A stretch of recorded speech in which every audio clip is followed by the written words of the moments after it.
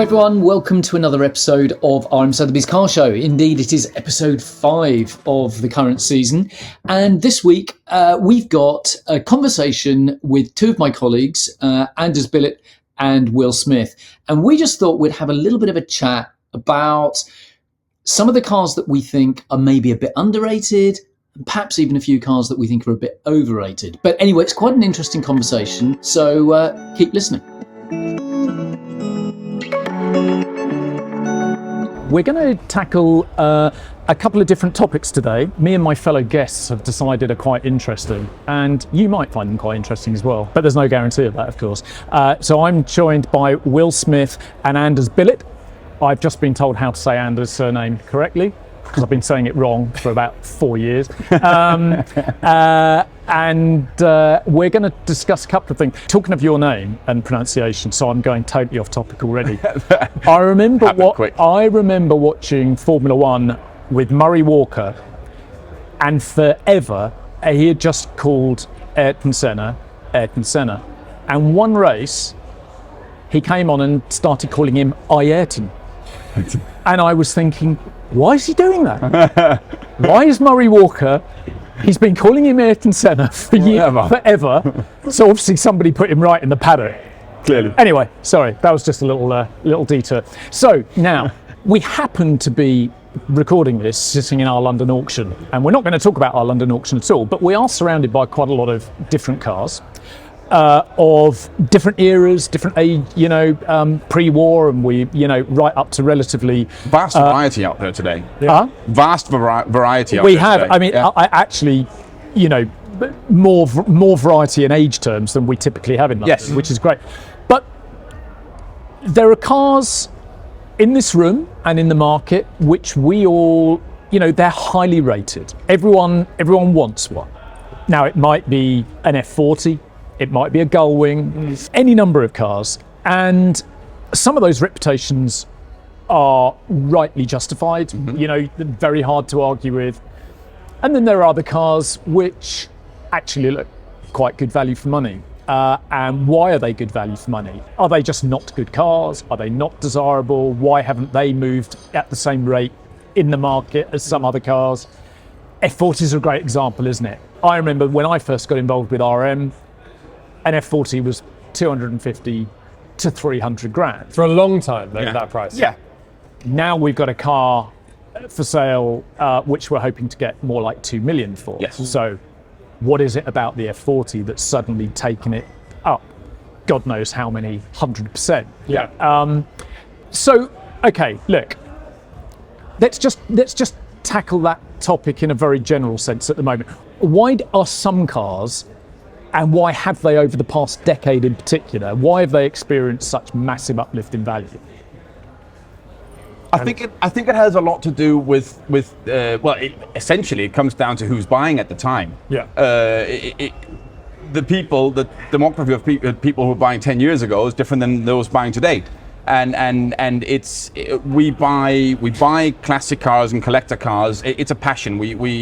So it's typically what you lusted after when you were a kid, or maybe a young adult with not enough money to buy that dream car, and now X amount of years later, suddenly you do have that money. Yes. And then that's where the money goes. And of course, as that's a generation thing, it tends to sort of one specific generation will largely agree on a number of cars. So there's suddenly an increased interest in those, and normal market forces, then the prices go up. Yeah. And equally, on the same side, they will be less interested in some other cars which were maybe really popular 10 or 15 years ago, and then we see the prices on those dropping. That's sort of just really basic general. Okay, so the question for you then, Will, are the cars that we have seen big appreciation on, Yes.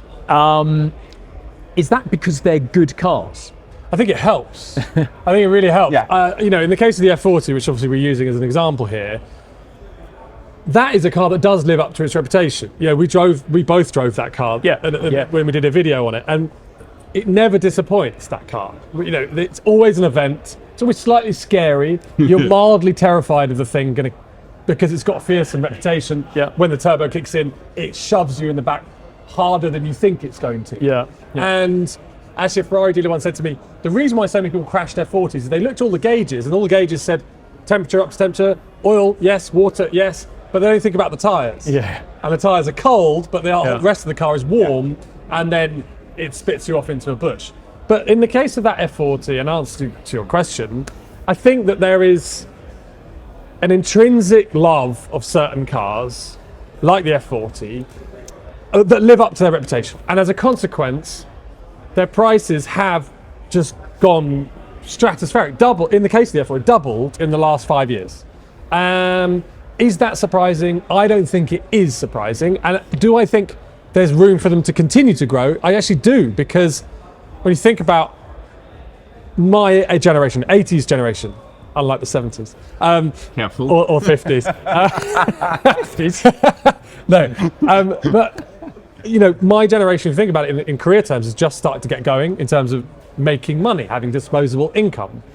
And there's another 20, 30 years of 70s, 80s children that are going to continue to make money and lust after those cars. So, yeah. So as you're now beginning to make money, you're going to go for that MG Metro Turbo, aren't you? My mum had an MG Metro. There you go. So there you go. I'd go for a Maestro because they're so much more niche. But it can be something as silly as that. Like your mum had one, so therefore you want one. Or, and you look at the prices of, your average four-door Escorts at the moment. Mark 1 four-door Escorts, minimum 20 grand when you could pick them up for 2 grand, when I started with this. Well, but I think you're right. It is, especially the cars that some have that iconic status for whatever reason. Yeah. Which usually goes back to how they were perceived when they were new. Others have the fact that they are actually brilliant, genius cars. And then there are some that have both, like the F40. And there are others. Well, and those are, of course, the ones that go stratospheric in value. But okay, so let's talk about Ferraris. And I know I'm on quite thin ice here in terms of we're not going to start rubbishing the Ferrari market. But what we all know, and probably what most of the listeners appreciate as well, is that the Ferrari is a micro market all of its own. Yeah. And whatever else has been going on in the market, if anything is going to buck a trend, it's going to be the Ferrari mark. Yeah. Now, here's a question. I can't generically ask whether Ferraris are good cars or not, but do you think, because they're all different, right? But do you think that there is almost an artificial cachet that is built around the brand that perhaps potentially it doesn't deserve? What would you say? What would you say about that? Yes and no. I mean, I'd say yes. I'd say 100% there is a cachet because the brand is so strong today. When you just look at the Prancing Horse badge, it does something that doesn't happen with other brands. When I look at a Porsche badge, I go, oh, there's actually a horse on that badge. But you never think about that when you think of Porsche. When you see that horse and you see it on the steering wheel, specifically sitting in a Ferrari, it just does something that is kind of hard to point your finger at, because it's an emotive feeling based on a brand that's been built and is very carefully managed today by Ferrari. Yeah. They sell more T-shirts and make more money out of brand selling their T-shirts and caps than they do selling cars. Yeah. And it's a very carefully controlled entity. It is, but let's get back to the nub of the question, though. I mean, if you were to jump in to I'm literally just going to have to pull an example. You jump into a Testarossa. Yeah. Now, objectively, is that a great car? Well, I think it's a better car than most people actually would give it credit for. To look at, I think most people agree it's pretty cool. It's pretty obvious era. But to drive, it got a real pasting in the day. It did. People described it as a dog and just crap to drive. And I actually drove one recently on a rally going over a Swiss Alpine pass, which sounds very romantic, but bloody hell, the thing was so planted and neutral in the steering. I couldn't really understand why there was such disdain for it back in the day. I think, just my theory, I think it's because people expected a hardcore race car for the street let's say like the F40 or the 288 GTO before it or whatever, which frankly the Testarossa is not. It is the Testarossa should probably be viewed more like a classic GT car that incidentally has its engine in the mid-mounted rather than front-mounted. And if you view it as such, it is truly a brilliant car. But as a flat-out hardcore race car that's allowed to drive on the street, well, no, it probably does fail on that. But it was never intended for that either. So I think you're right. Maybe I think it's more a misconception from the buying people, from the crowd, rather than it's a fault of the cars. Some of the other models, obviously around that era, were so good that I suspect it got overshadowed by, the driving abilities of the F40 and the 288 and those sorts of cars. But as a GT, I agree with Anders. It's more of a GT car than a sports car. It looks like a really sporty, fun thing to tackle some corners with. But a 355 would run rings around it. But it would. But on a long continental cruise with some Alpine passes, it's amazing. A super capable car. So, we're sort of talking. The topic here is are certain cars overrated and perhaps some cars underrated. Now, I'm guessing probably all three of us have driven a Ferrari Daytona. Now, a Daytona is they're great cars. I'm not rubbishing the Daytona, but they're quite lorry-like. I mean, nothing I say is going to stop anybody from buying a Daytona. Let's just get that out of the way. But it's not. I don't find a Daytona a particularly relaxing place to sit. You're going to pay $500 to $600 for a good one. Now, Maserati Ghibli, a 4.9 SS Ghibli, comparable to the Daytona in its day. A few less cylinders, but absolutely fast enough for most people. Great looking car. It's connoisseur's choice, you would say. I would say. And it's $180,000. I think if I may, I think there are two aspects to what you're saying. I'm going to start by defending the Daytona, and then we'll get to point two afterwards. But yes, value of a Daytona. It is quite bus-like, blah, blah, blah, blah, blah, so on. You could go on forever. Equally, it's what?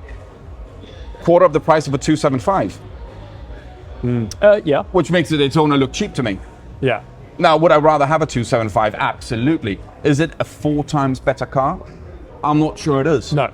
So if you, and this is all about what you're comparing any individual car with. If you compare the Daytona with a 275, I think the Daytona is an absolute steal. On the flip side, I love your comparison with the Ghibli, because as it is, I love Maseratis, classic Maseratis, and it's a pet peeve of mine to talk values on those, because I think they are hugely underrated. The Ghibli and many of its siblings.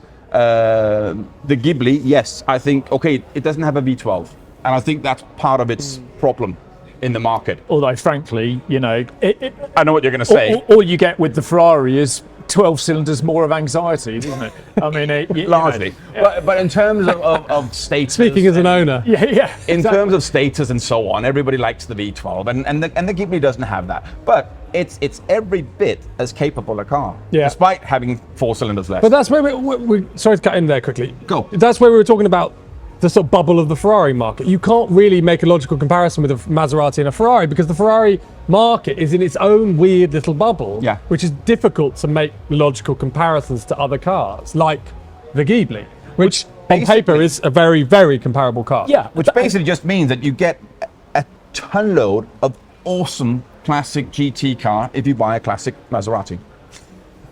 You do. But I don't disagree. Be that a 3500 GT, we're going back into the 50s now. Or a Sebring or a Mistral. Maybe controversial to sign, some don't like it. I happen to love the Mistral, it's my dream car. Or if we go into the slightly newer, where it gets the V8s, the Ghibli, or even the Camzen, the Bora, or whatever. I mean, you do just get a lot of pure exotic Italian classic car for your money in a Maserati. You do? But we are what we are fundamentally saying is that Maserati is underrated. Correct. It is. Yeah. Totally. So, okay. Can I give you an overrated car? You're going to give me one. Can I give you an overrated? Yeah. Go. DB5 Aston Martin. Oh. Because, and a lot of my friends who sell them will kill me for this. But if you drive a standard DB5, it's very lorry-like, a bit like your description. I'm totally with you on Daytona. Yeah. Now that has a reputation that precedes it, and that explains probably why the values are so high for what you're buying. Now prices have come down a bit in recent years. I drive a DB5. But you can be James Bond.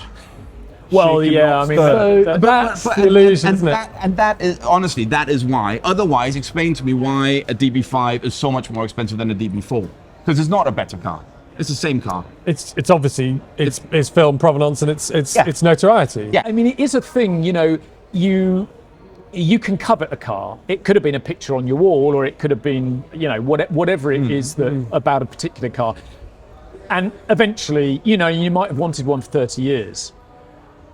And it might be a 50-year-old car. And then one day you get to drive it. Yeah. And you get out and you think, See, I don't. But I think it's how you approach that driving experience. He would have probably been testing and driving new cars. I'm guessing here.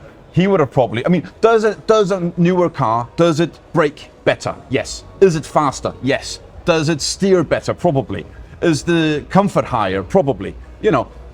Is a newer car a better car? Yes.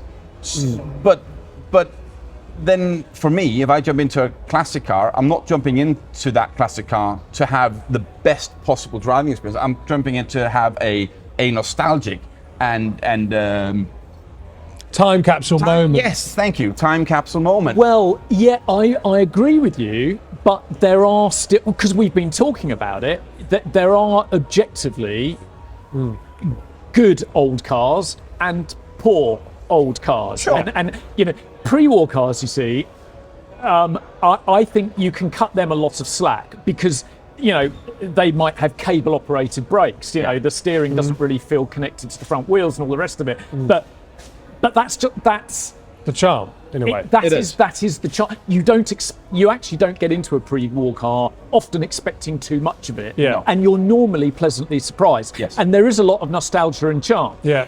I think. Can we caveat something quickly here? Go on then. Everything we're discussing is so subjective. It is. Absolutely. Because this industry is glorious for its complete diversity of interests and tastes.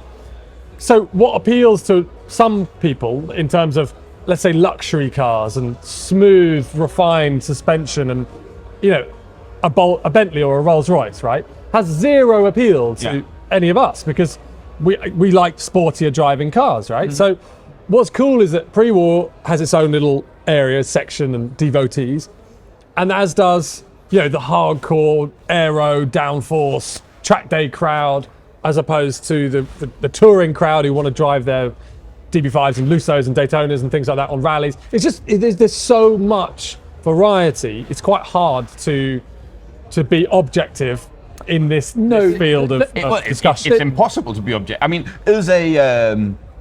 let's find something from even the same era. Is a Bentley Turbo R a better car than a Ford RS 200? I would Which say is the better car? No. It's impossible because there's so. But that's just because it's my opinion. Well, But we like sportier things, I suppose. I have now twice driven from Denmark to Le Mans Classic in an Aston Martin DB6 Vantage, and incidentally, I loved it. My father had a pre-war he had a 1930 International, which in fact I inherited. I don't have it. Central accelerator pedal on those. No, Ah. no, conventional Okay. on that. I don't think an International ever had a central accelerator. But I mean, but that's a great, not very quick, but that's a Lovely great, little piece of kit. Yeah, nice thing. Lovely pre-war car. No, I mean, there's plenty of great Astons. There is. I mean, the Aston Martin badge has a huge amount of cachet. Yes. I mean, you're going to get a lot more kudos, at a pub on a Sunday turning up in an Aston than you are in an AC. Yes. Yeah. Probably. But I'd rather turn up in the AC. Yeah. But yeah. But I think it's also, again, we're generalizing. We did it with Ferrari, now we're doing it with Aston Martin. We're generalizing on the whole brand, which is, of course, not quite fair because every brand will have cars that are brilliant and cars that are less so. Yeah, I mean, even Ferrari, we're surrounded by a number that I could name that are not, which are less brilliant. They're not that great to drive. They were a bit of a flop in the day. Yeah. They didn't sell that many of them. and they're not that loved now, but they kind of have their place. Yeah. And often those kind of cars find a home in the kind of quirky and kooky area of the classic car market or the buying market. I would largely say the same about a Aston Martin DB24. It is a heavy old bus, and it was old-fashioned even when they started production. But in a quirky, weird way, it's got its charms, and I'm not saying I kind of like them, in a way. Yeah. That said, I can't. When you say it's a heavy old bus, I can't say anything. It is. There's no arguing against that. You can modify them though, like any of these old things. You can make them better, can't you? Well, I mean, I've got a Series 3 Land Rover. Love it. Yeah. I really do love it. Probably the only car I've ever owned that my kids like as well, because they're not into cars, but they love that. Defenders are actually really overrated. or Series Land Rovers. I mean, they because actually they're bloody awful. Yeah, on by any sort of measure, terrible. They're absolutely terrible. But also brilliant. In the same vein, right? Yeah. But you don't judge a Defender in the same standards as you would drive, a Porsche or Aston Martin or a Ferrari. But I would still buy a classic Land Cruiser before I bought a Land Rover. There you go. I'm sat here in London. I'll now be murdered before I even leave this place. But I'd buy a Land Cruiser, an early one, classic one, a 40 series. I quite like the Toyota, the little Toyota. Come on, help me out here. I don't know. Not the Land Cruiser, the Shogun. Oh no, that's no. What am I talking about? The very, very early ones. Oh, an Land Cruiser. FJ. FJs. Yeah. The FJ. Land Cruiser as well. Were they badged a Land Cruiser at the time? Yeah. And that's what I would Shows buy. my That's what I would buy FJ. instead of a Land Rover. But they're bloody expensive now. They've come up. You don't Still want pick up Land Rovers quite reasonably. Yeah. Relatively reasonably. Yeah. Maybe they're expensive because they're a better car. Well, maybe. They probably are by most measures. But a Land Cruiser is just so British and so... It's about utilitarianism with that car, isn't it? It's like, that's the car that can do anything, is classless. You can't... Someone drives a Land Rover, they could be a farmer or a bazillionaire, and you can't tell. And that's kind of the appeal, isn't it, on those things? Yeah. It's also unbelievably slow, unbelievably uncomfortable. Scary at 40, 50 miles an hour. Freezing cold because the heater doesn't work, and it's like, oh my, why do I own this? Yeah. Why am I here? But they're great. Yeah. Thank you for watching. I hope you enjoyed that little chat, and make sure that if you want to watch on YouTube, you can find us on the RM Sotheby's YouTube channel. Like and subscribe, and if you prefer listening to the audio, you can find us in all the places where you find your podcasts. And please join us next week for another episode.